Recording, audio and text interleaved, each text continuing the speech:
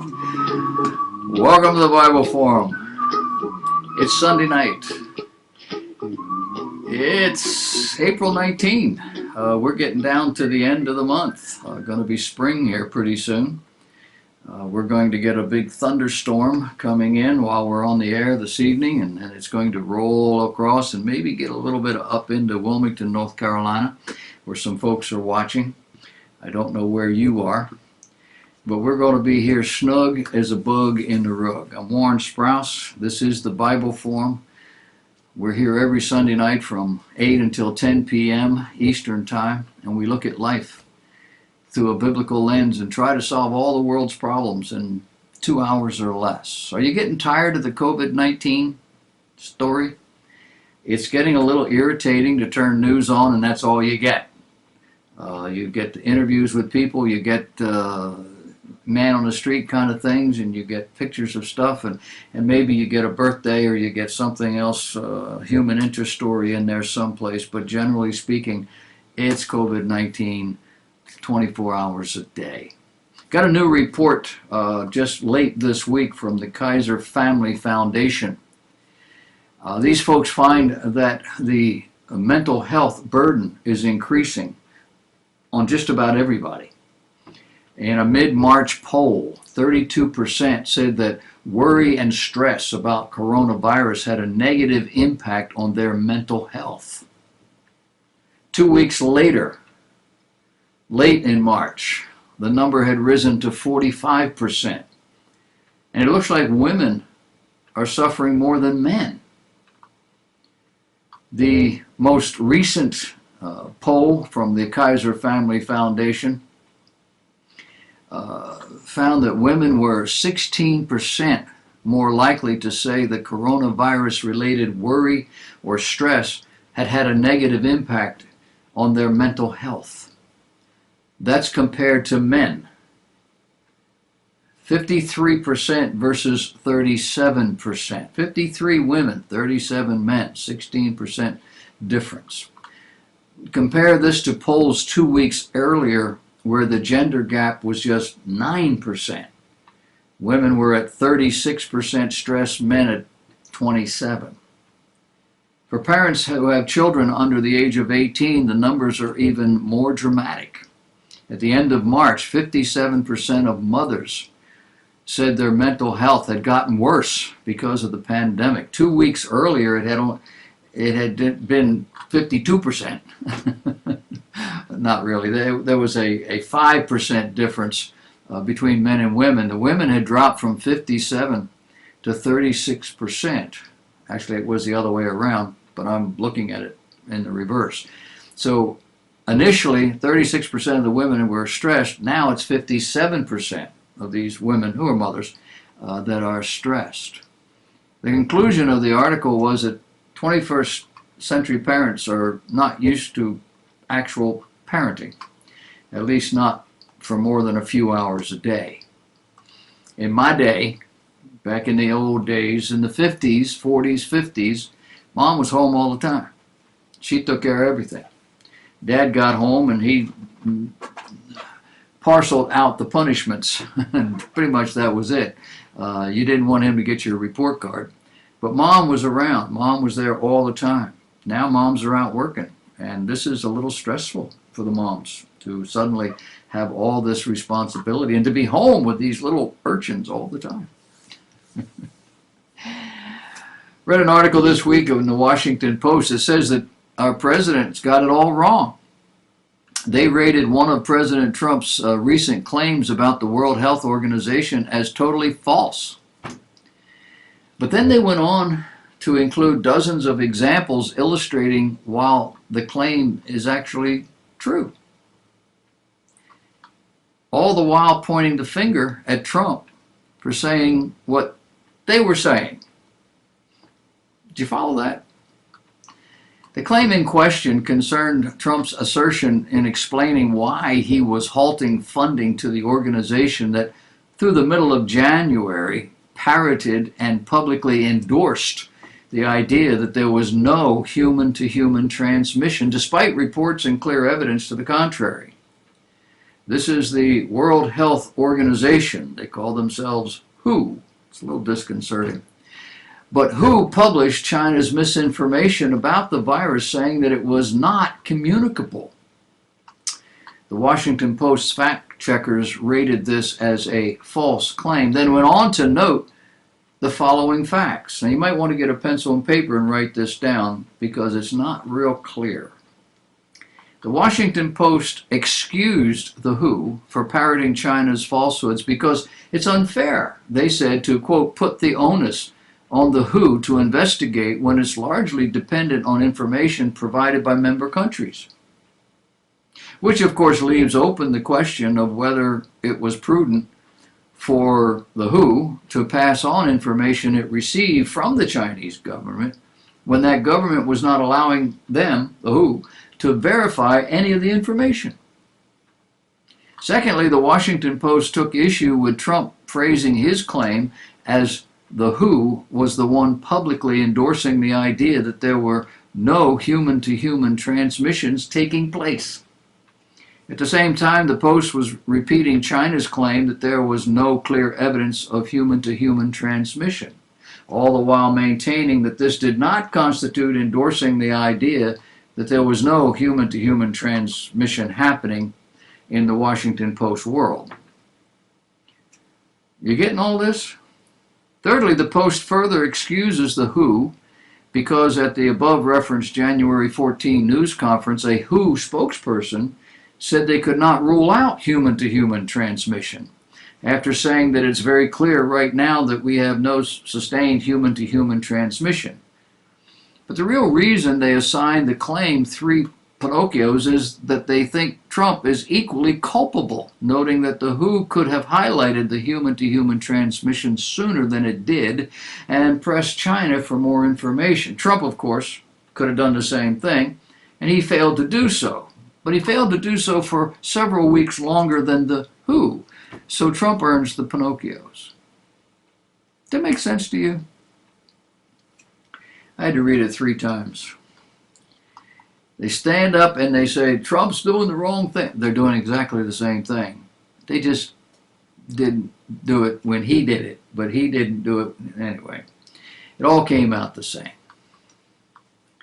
ChristianHeadlines.com is talking about phase 1 in this endeavor, saying individuals should avoid socializing in groups of more than 10 people in circumstances that do not readily allow for appropriate physical distancing. Now, employers should, quote, continue to encourage telework whenever possible and feasible with business operations. Schools that are closed should remain closed. Phase 2 says individuals should avoid social settings of more than 50 people where appropriate distancing may not be practical unless precautionary measures are observed. Employers should encourage telework whenever possible and should close common areas where personnel are likely to congregate and interact, or enforce moderate social distancing protocols. Schools can reopen in phase 2. In phase 3, low-risk populations should consider minimizing time spent in crowded environments, while employers can resume unrestricted staffing. Experts say the curve has flattened and the peak in new cases is behind us.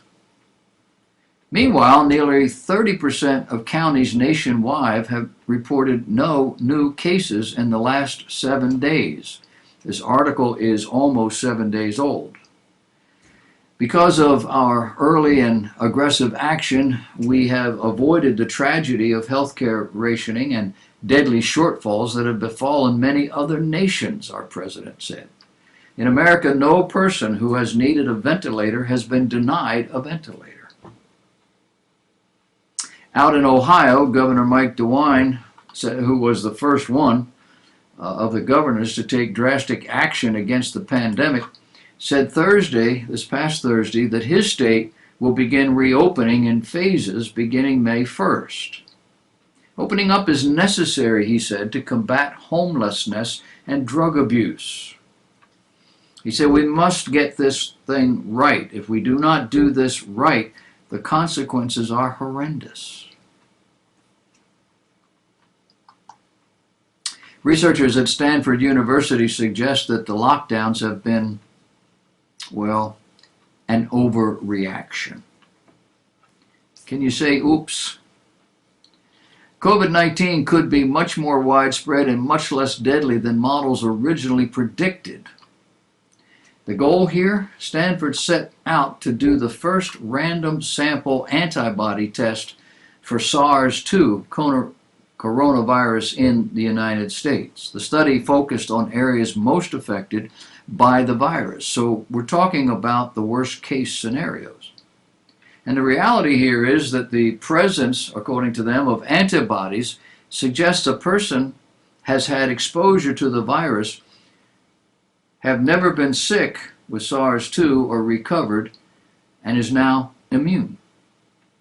Scientists believe it is highly unlikely a person be infected or reinfected if antibodies are present. Now, how soon Americans can return to our usual way of life depends on how widespread the antibodies are at any given point. Talking about today. Stanford found that 2.5% of the 4.2% of people it randomly sampled had SARS-2 coronavirus antibodies. That translates roughly to half the population statistically, which matches favorably with common sense derived from observation. Researchers from the University of Eastern Finland have found children who receive a religious upbringing from both parents have stronger faith throughout adolescence and are less likely to move away from religion as they grow older. Participants were followed for 10 years. 14, 15-year-olds, confirmed in the Evangelical Lutheran Church of Finland, were tracked until age 25. Researchers also focused heavily on participants who weren't given a particularly religious upbringing at home. Now, how would these children differ from their peers with more devout parents? Could their faith improve over time? Well, they said in roughly half the young people studied, their faith remained fairly stable from the age of 15 up through the age of 25. However, 1 in 3, that would be 33%, became more distant from faith, both according to their own assessment and a longitudinal analysis. 1 in 7 felt they had become closer to God or that their faith had become stronger. Children who grew up without a strong religious presence in the home were also more likely to lose their faith fairly early in life. Now keep in mind the focus of this study is on felt faith, defined in terms of religious behaviors, how I think and feel about my faith as I work it out. It went on to say it's noteworthy that the developmental path of young people who were given a religious upbringing by one parent only is closer to that of young people who were not given religious upbringing by either parents than to that of young people who have been given a religious upbringing by both parents. Now, so far we haven't learned anything new. This is something you would have understood just by living through life. They spent tens of thousands of dollars and 10, 12 years studying these people to come up with this conclusion. However, some participants did develop stronger faith than ever before, but only after drifting away from religion for a period of time. Professor Turvo Niemela, can't pronounce it, notes, however, that, quote, young people who have not been given a religious upbringing at home aren't necessarily destined to become distant or estranged from faith. Other factors outside the home environment can contribute to the growth of their faith. Besides mom and dad, other important factors listed by the study when it comes to faith included grandparents. talking about the time period surrounding one's confirmation, the parish workers, and educational environments, all taken together. Overall, they said the founding strongly indicated that a young person's faith isn't born and doesn't grow in a vacuum. It needs supporting experiences and people who give an example of what it's like to have faith. The influence of just one person can be course-altering, the research concluded. The study was published in the British Journal of Religious Education. Now keep in mind that none of this makes any reference to a person actually repenting of sin and committing their life to Christ in specific terms, not talked about, only about faith, whatever that may mean. It probably means going to church. The Finnish Evangelical Lutheran Church, this is the group that was being studied, is considered liberal by any biblical standard. They ordain women. They consider their clergy to be priests.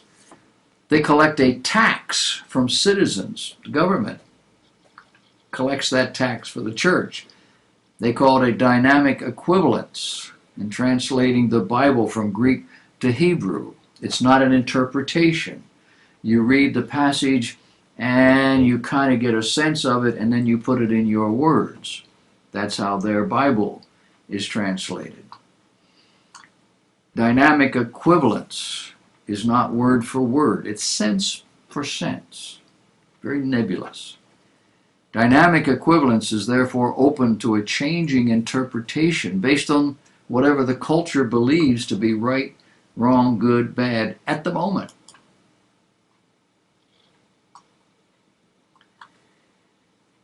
Bishop Gerald O. Glenn, 66 years old, founder and pastor of the New Deliverance Evangelical Church, or Evangelistic Church in Chesterfield, died on April 11th, Easter Sunday. The news was announced on a YouTube video by a church member. The news of Glenn's death came a week after the church announced that he had tested positive for what this article that I'm quoting from calls the CCP, the Chinese Communist Party virus, what we know as the novel coronavirus. His daughter told the news outlet that he had a pre-existing condition that caused inflammation to the intestines, so she wasn't too alarmed when he began to display symptoms back on April the 5th.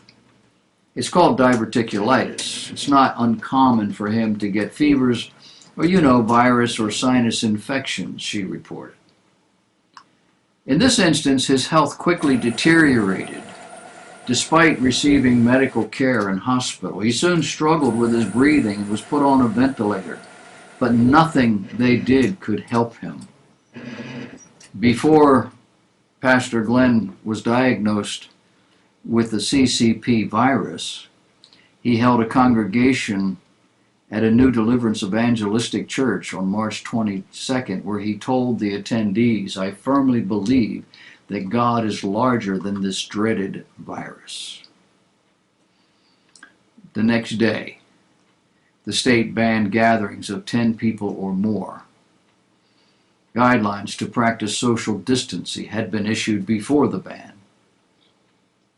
But this pastor declared that he would defy the Virginia orders unless I'm in jail or in the hospital, insisting I am essential. I'm a preacher. I talk to God. Glenn's wife, 3 of their children, and their son-in-law also have tested positive for the virus. 2 of their daughters, their son-in-law, are now hospitalized.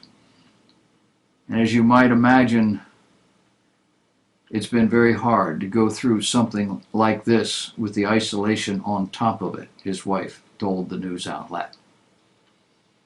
She described her husband as a loving, compassionate, fair man. He just loved people. And she continued by saying, "I believe the Lord gave him that kind of love." It was that kind of love, devotion, and determination that got him killed, and maybe some other members of his family. About half of Americans believe the Bible should have at least some influence on U.S. laws, according to ChristianHeadlines.com. And 25% say the Bible should take precedence over the will of the people, quoting from a Pew Research Center survey. The poll of just over 6,300, well, close to 6,400 adults, found that 49% of Americans believe the Bible should influence our laws. 23% said it should have a great deal of influence. 26% said it should have some influence. 19% say the Bible should have not much influence. And 31% said it should have no influence. So who are the no's? Well, 67% of the people in this survey were Democrats. Only 13% of Democrats thought the Bible should have a great deal of influence. 20% thought some influence. And while everyone else said none. Now, the idea that most Republicans thought the Bible should have at least some influence is still hovering around 50%, which means that the vast majority of the American voters say no attention to, or pay no attention to what the Bible teaches us. No attention to what it says about moral values, about law, about social responsibility. All of this taken together helps us to understand why and how we can continue to kill innocent babies without guilt or without even caring. How we can elect socialists, agnostics, and rabid atheists to high public office. People who, by their own admission, do not respond to any objective moral standard. The survey was highlighted in a March 13 Fact Tank blog at Pew's website. They claimed the breakdown: 76% of Protestants, 89% of white evangelicals, 76% of black Protestant church members, 51% of Catholics, and 31% of Jewish Americans say the Bible should have at least some influence. A total of 58% of white evangelicals and 47% of black Protestant church members say the Bible should have a great deal of influence.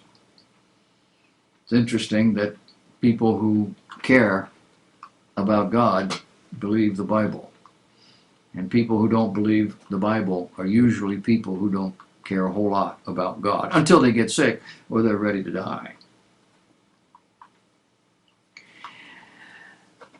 Axios.com is reporting that the Fox News channel was the most watched cable network the week of April 5 through 11, 2020. It averaged 3.46 million viewers in the prime time slot. At the same time, MSNBC had 1.9 million, CNN had 1.82 million. Only 300,000 people or viewers more than Fox, all totaled.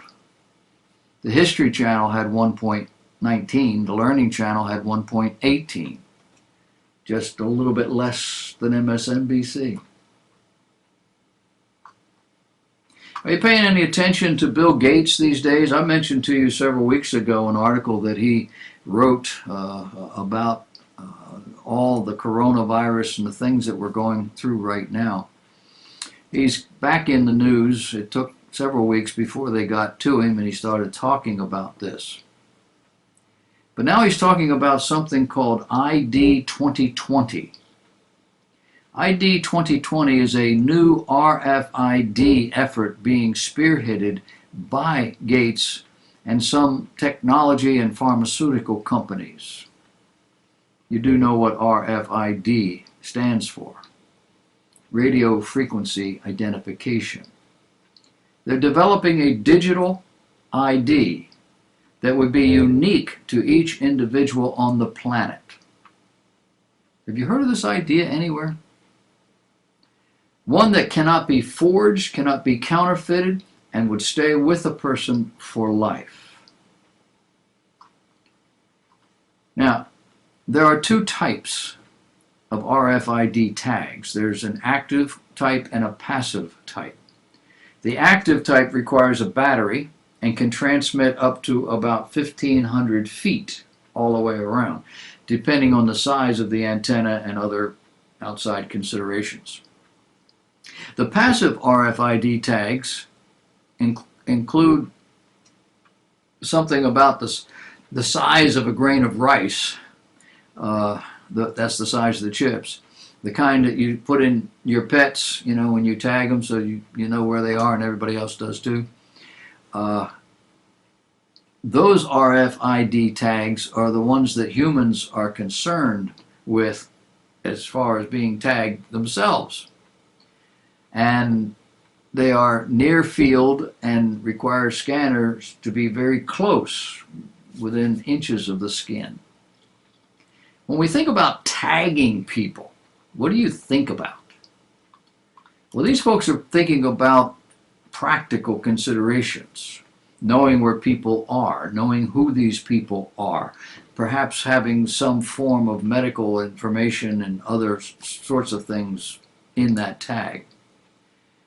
But if you're familiar with the Bible, the Word of God, you think the book of Revelation.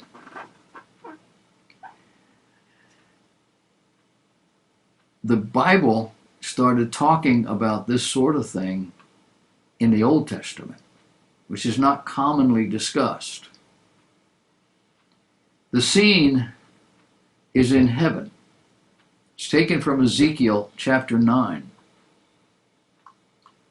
And the Bible says, he cried also in mine ears. The prophet is talking about God. He cried also in mine ears with a loud voice, saying, cause them that have charge over the city to draw near, even every man, and his destroying weapon in his hand. And behold, 6 men came from the way of the higher gate, Jerusalem, which lieth toward the north, and every man a slaughter weapon in his hand. And one man among them was clothed with linen, with a writer's inkhorn by his side. And they went in and stood beside the brazen altar. They are now in the temple. And the glory of the God of Israel was gone up from the cherub, whereupon he was, to the threshold of the house. And he called to the men clothed with linen, which had the writer's inkhorn by his side. And the Lord said unto him, go through the midst of the city, through the midst of Jerusalem, and set a mark upon the foreheads of the men that sigh, and that cry for all the abominations that be done in the midst thereof. And to the others he said in mine hearing, go ye after him through the city, and smite. Let not your eyes spare, neither have ye pity. Slay utterly old and young, both maids and little children and women. But come not near any man upon whom is the mark, and begin at my sanctuary. Now here's a picture of just the reverse of everything we know about the book of Revelation, as it talks about the end times. And it talks about a mark being placed on those who believe God, as opposed to those who do not. Now, the Bible makes it clear that the mark is only during the Great Tribulation period, a time when the church is gone. So Bible Christians aren't the ones to worry about. However, as much as we have always thought this to be something unique to the man of sin, 21st century human beings know better. This thing is coming. And it isn't all bad. It will be bad for those who do not believe God. But having this mark on your body will allow you to buy and sell without having to carry cash. It'll cut down on crime. It'll be better than not carrying 5 credit cards around that can be lost, stolen, or maybe forged. And I wouldn't be surprised if in the next 5 years that there's a movement to do just that, right here in this country, and perhaps in other places around the world, at least in Western cultures, because it's practical. And here's a Bible 4,000 years ago or thereabouts, talking about that same sort of identification. 2,000 years ago with the book of Revelation, talking about end time scenarios and how the Antichrist will keep track of his own. If you do not have that mark, you can't buy or sell. And you'll be hunted down like an animal. What would motivate a person to say, no, I won't do it? Only their trust in God, which the rest of the world won't understand at all. Of course, those who are born again of the Spirit of God, a member of the Church of the Lord Jesus Christ, they're not going to be here. So all this is about the folks that are alive after the church is gone. Something to think about.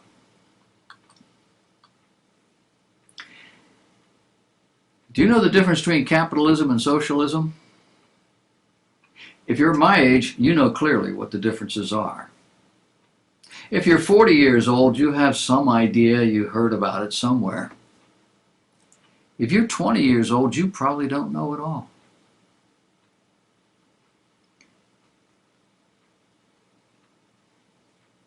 The whole movement of society is going away from capitalism toward socialism.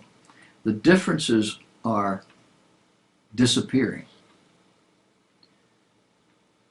Today we have socialism and capitalism working very similarly together. Governments that control their corporations is a definition of socialism. We have the CEO of J.P. Morgan Chase, a Trump supporter, along with, I suppose, several others that are not mentioned, advocating this sort of thing. His bank routinely makes bridge to nowhere loans and seemingly does so happily as long as they get repaid with interest. So if the activities define socialism, Diamond is a very confused billionaire. He professes to love capitalism, but in his business activity, he's going in the other direction. He's sort of a poster boy for those people today who can't seem to see the differences or value them. Diamond says you can do it in a small way or a big way. The small way is to put a commissar on your board. The other way is that they actually own the company. Look at all the other countries and how they start to take over the oil companies and steel companies and utility companies and the banks. The banks start making loans, not to good companies, not because they're properly allocating capital to its highest and best use, but rather to keep the factory open. He calls this a bridge to nowhere. All it does is make sure the mayor doesn't lose jobs in his town. But doing all of that means you are actually eroding society. How is it a man who lives and dies, as it were, with money, sums, adding, subtracting, yes I have, no I don't, I need this, can abandon the core principles and get into this never never land? Only at the end of the age. President Trump took office promising to restore fair trade between U.S. and China. And he said correctly that China had broken the rules. But fairness would mean the two governments give each other's businesses the opportunity to compete and then let the consumer decide what they want to purchase. But phase one isn't about allowing opportunity.